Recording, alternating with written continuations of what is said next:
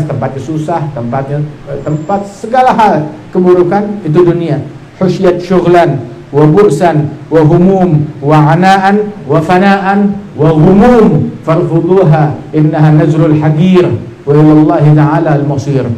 Dunia ini dipenuhi sesak dengan kesibukan, dengan musibah, dengan bencana, dengan penyakit, dengan stres, dengan kemiskinan, dengan kematian. Di sini semua yang ada di sini pasti punya keluarga yang udah meninggal dunia. Nggak ada yang lolos dari kematian. Sebagaimana keluarga kita meninggal dunia, kita juga bakalan meninggal dunia, bakal meninggalkan dunia yang fana ini. Mukmin kalau dia meninggal dunia, yang taat, orang baik kalau dia meninggal dunia mustarih, dia beristirahat min nakadid dunia, dari kesulitan, kesusahan, dari stres duniawi. Tapi orang yang jahat, orang yang tukang maksiat, yang tukang ganggu orang, yang tukang neror orang, yang tukang caci orang, yang tukang maki orang, yang tukang gosipin orang, yang tukang menzalimi haknya orang lain, ngambil hartanya orang atau ganggu darahnya orang, itu yang gemar mengganggu ini, kalau dia meninggal dunia maka mustarahun minhu. Artinya mustarah minhu yastarih minhu ibadallah. Para hamba Allah muslimin, manusia dunia hidup tenang, bisa beristirahat dari gangguannya orang. Mati juga akhirnya kita bisa hidup tenang deh. Selama ini kita diganggu, diteror, sekarang mati juga orang. Hakadha. Dan orang kalau meninggal dunia antara dua, mustarih atau mustarahun minhu. Dan jenazah ketika dia di atas kurung batangnya itu, hampir tiap hari kita lihat jenazah, antara nyolatin orang, atau 3 hariin orang, atau 7 hariin orang, atau 40 hariin, atau 100 hari, atau haul kayak ini malam nih setahun, atau nyolatin jenazah kayak tadi. Masya Allah, itu hampir tiap hari kayak begitu, hampir tiap hari. Belum beres sudah ada yang meninggal lagi. Subhanallah. Dan memang begitu, dunia dipenuhin dengan acara yang kayak begitu. Harusnya kita mengambil pelajaran. Kafa bil mauti wa'idha. Cukup kematian sebagai penasehat yang paling ampuh. Itu Rasulullah meninggalkan bagi kita, taraktu fikum wa'idhain. Aku tinggalkan bagi kalian 2 penasehat. Ahaduhuman natiq. Salah satunya vokal, lantang bunyi nasihatnya, yaitu Al-Quran. Wa ahaduhum as-samit. Yang satu lagi itu nasihatnya bisu, hening, sunyi. Apa? Al-maut, kematian. Walau mararta biha wal bumu tandubuha fi dhulmatil laili lam taltadza bil wasani wala taladzadta bil an'ami muftakhiran.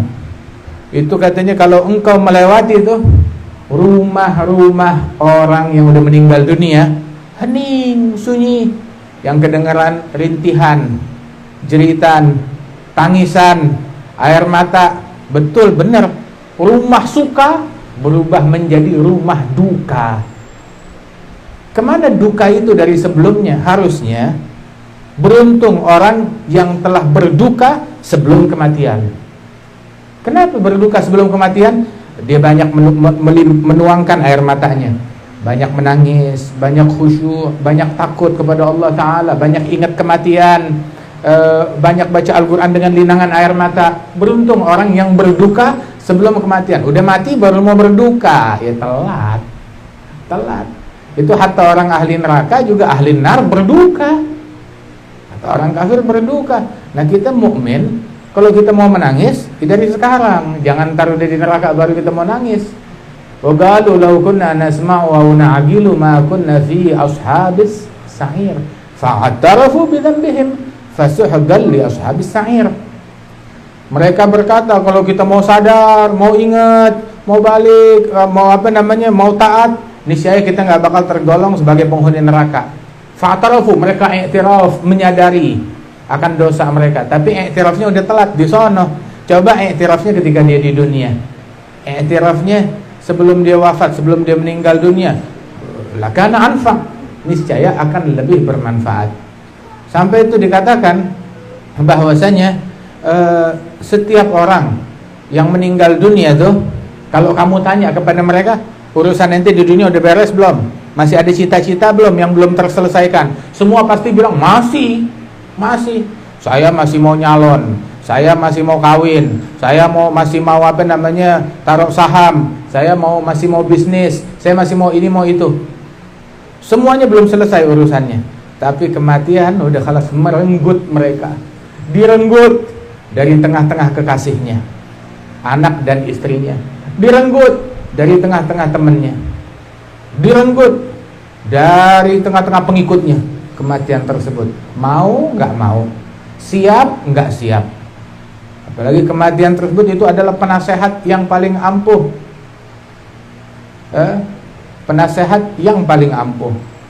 Makanya sungguh rugi, sungguh celaka, sungguh sial orang yang dari rumahnya udah keluar jenazah, terus masih mikir mau maksiat, masih mikir mau gosip, masih mikir mau ngerjain yang haram. Ente nggak lihat jenazah keluar dari rumah ente. Hari ini orang lain yang digotong keluar dari rumah kita, besok diri kita yang digotong keluar. Itu kurung batang kalau dia bisa ngomong, dia bakal bilang unzur ilayya bi'aqlik, ana muhayya linaqlik, ana sarirul manaya kamsara mithli bimithlik. Lihatlah aku dengan akalmu, aku ini dipersiapkan untuk kepindahanmu. Aku adalah ranjang kematian. Berapa banyak ranjang-ranjang semacamku ini menggotong orang-orang yang dulu juga semacam kamu. Itu yang pada di kuburan. Dulu juga mereka makan seperti kita makan, mereka senang seperti kita senang, mereka tertawa seperti kita tertawa, mereka bercandaria dengan anak istrinya seperti kita. Mereka pun juga memakai pakaian seperti kita. Mereka pun juga nonton TV seperti kita, sama begitu. Kemudian kematian menjemput mereka, direnggut dari tengah-tengah rumahnya, direnggut orang tersebut. Dan kita semuanya bakalan meninggal dunia, siap nggak siap? Makanya persiapkan diri kita.